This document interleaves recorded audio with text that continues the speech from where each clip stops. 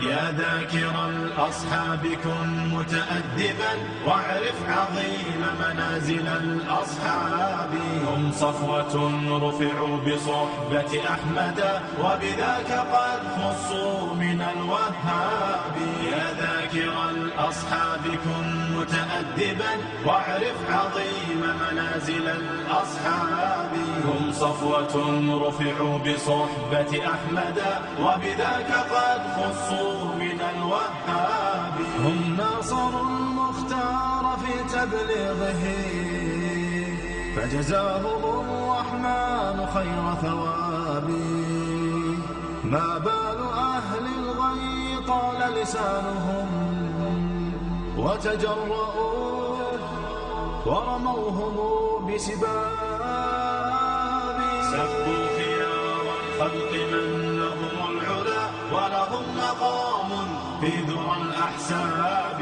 من قبل صرح أعوج عن حقده في سب شيخ متق أواب. يا ثاني الاثنين في الغار الذي شهدت له آيات خير كتاب. واليوم قد صدع الخبيث بجرأة ووقاحة من سافل كذاب. هذا النبي محمدا في عرضه سيعمه ذل وشر عقاب.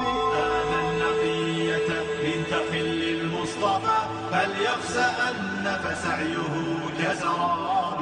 هاتيك أم المؤمنين فضلها يروى لنا في سورة الأحزاب. يا أم إني قد كتبت مدافعا والدمع مني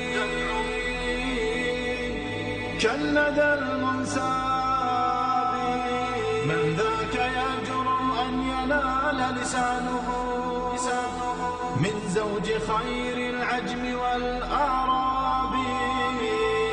يا من زعمتم حب آل نبيكم أخلت جماجمكم من الألباب. تمشون في درب الضلال معتب قد أخفيت عثراته بضباب. يا ذاكر الأصحاب كن متأدبا. يا ذاكر الأصحاب كن متأدبا واعرف عظيم منازل الأصحاب.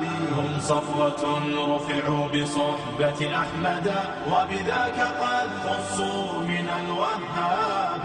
يا ذاكر الأصحاب كن متأدبا واعرف عظيم منازل الأصحاب. هم صفوة رفعوا بصحبة أحمد